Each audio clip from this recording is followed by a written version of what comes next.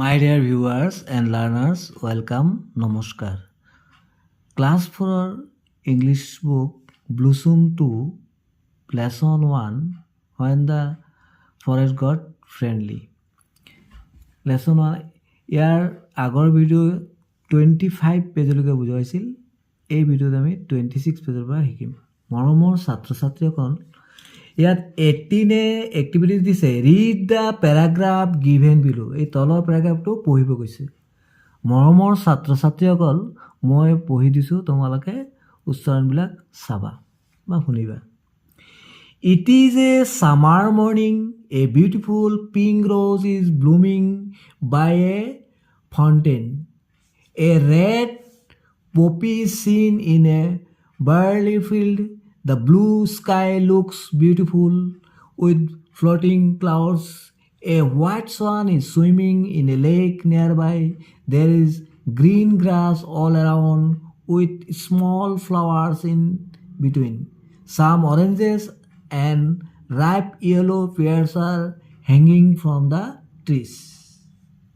মানে it is a summer morning, তেতিয়া আছে গ্ৰীষ্মৰ এটা মৰ্ণিং আছিলে। মৰ্ণিং মানে ৰাতিপুৱা। A beautiful pink rose is blooming by a mountain, মানে এটা বিউটিফুল মানে ধুনীয়া পিংক ৰ'জ, গোলপীয়া এটা ৰ'জ মানে গোলাপ এটা ফুলি আছিলে অন্তৰত। এ red poppy seen in a near barley, আৰু এটা ৰেড পপি ফুল এটা দেখা গৈছিল বাৰ্লি ফিল্ডত। The blue sky looks beautiful with floating clouds, আৰু আকাশত ফ্লটিং মানে ভাহি থকা ক্লাউড মানে ডাৱৰত কি দেখা গৈছিলে? ব্লু স্কাই মানে আকাশত, নীলা আকাশত দেখা গৈছিলে, ডাৱৰ ভাহি আছে। A white swan is swimming in a lake nearby, ওচৰত থকা লেক এখনত এটা বগা ৰঙৰ এটা ৰাজহাঁহ সাঁতুৰি আছিল। চুইমিং মানে সাঁতোৰা। দেৰ is green grass all around with small flowers in between. কি আছিলে তাত?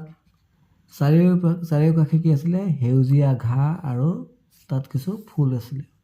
চাম oranges and ripe yellow pears are hanging from the trees, আৰু গছত কিছুমান অৰেঞ্জ কমলা আৰু ৰাইপ য়েলো পেয়াৰ্ছ মানে য়েল্লো কালাৰ মানে হালধীয়া হৈ গৈছে, পকি গৈছে, মানে পেয়াৰ্ছ নাচপতি কিছুমান ওলমি আছিলে। হেংগিং মানে ওলমি আছিলে।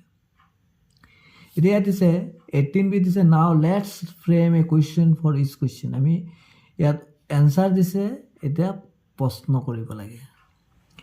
ত আমি এনচাৰটো চাওঁ। ইয়াত হোৱাট ব্যৱহাৰ কৰি প্ৰশ্ন এটা লিখিব গৈছে। দ্য কালাৰ অফ দ্য ছোৱাড ইজ হোৱাইট, মানে ৰাজহাঁহটোৰ ৰংটো কি আছিলে? বৰণটো কি আছিলে? বগা। তাৰমানে আমি প্ৰশ্ন কৰিলে কি হ'ব? ৰাজহাঁহটোৰ বৰণ কি আছিলে বা ৰং কি আছিলে, এনেকৈ সুধিম। তো এইটো উত্তৰটো হ'ব what is the colour of the ছোৱান।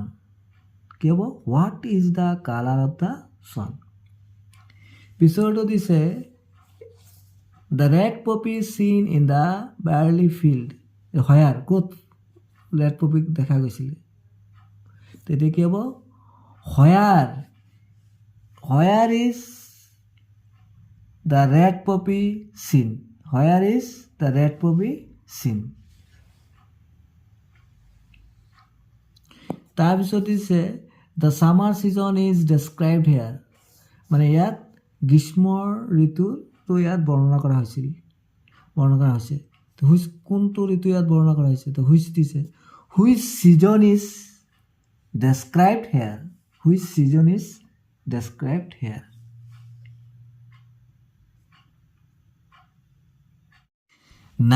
দিছে look at the words on the board. এই বৰ্ডটোত থকা শব্দবিলাক চাব গৈছে।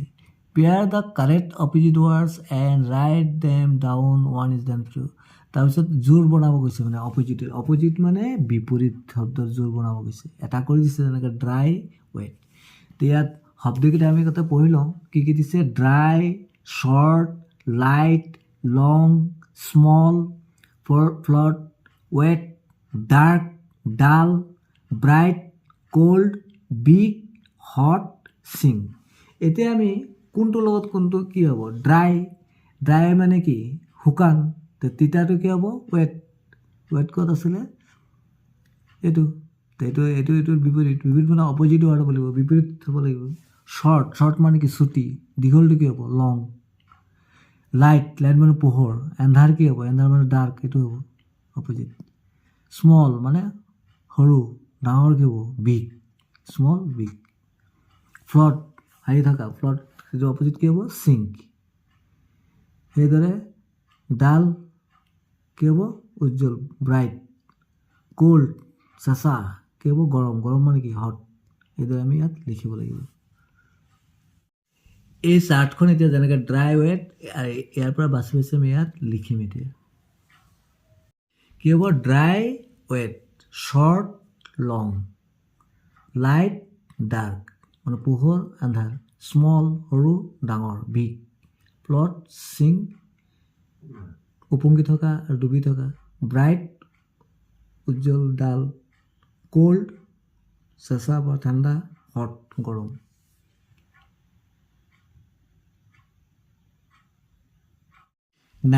বি দিছে নাও এতিয়া ফিল ইন দ্য ব্লেংকছ খালী ঠাইবোৰ পূৰ কৰা with the correct pairs of opposite ward, মানে কাৰেক্ট মানে শুদ্ধ অপজিট ৱাৰ্ড দি, মানে যিটো ৱাৰ্ডত বহাম তাৰ অপজিটটো ইয়াত বহাব লাগিব। এতিয়া আমি বুজি পাওঁ an elephant is dash but a mouse is dash. তাৰমানে কি আমি জানো যে এলিফেণ্টটো ডাঙৰ থাকে আৰু মাউচটো সৰু থাকে। তেনেকৈ লিখিম an elephant is big but a mouse is small. তাৰপিছত tea is dash and ice cream is dash. টিটোতো গৰম থাকে আৰু আইচক্ৰীমটো ঠাণ্ডা থাকে বা চেঁচা থাকে। থাকিব tea is hot and ice cream is cold. তাৰপিছত a cow has a dash tail, গৰুটো দীঘল তেল মানে নেচ থাকে। এ পিগ হেজ এ সৰু নেচ থাকে। এ cow has a long tail, দীঘল নেচ আছে। এ পিগ হেজ এ লং কি হ'ব শ্বৰ্ট টেইল। লঙৰ opposite short, long short. The room was filled with dust during the day, but it becomes dust. The room was filled with কি হ'ব light, পোহৰ থাকে। লাইটৰ অপজিট ৱাৰ্ড কি আন্ধাৰা, dark. During the day but it becomes dark at night, ৰাতি কি হৈ যায় এন্ধাৰ হৈ যায়। আমি কি পালোঁ N elephant is big but a small is small. T is hot and ice cream is cold. A cow has a long tail. A pig has a short tail. The room was filled with light during the day, but it became dark at night. Thanks for watching. আজি আমি ভিডিঅ'টো 26 পেজত থকা এক্টিভিটিসমূহ আমি শিকিলোঁ। Opposite ward শিকিলোঁ বিশেষকৈ। ইয়াৰ পৰৱৰ্তী ভিডিঅ'ত 27 পেজত থকা এক্টিভিটিসমূহ কৰিবলৈ যত্ন কৰা হ'ব।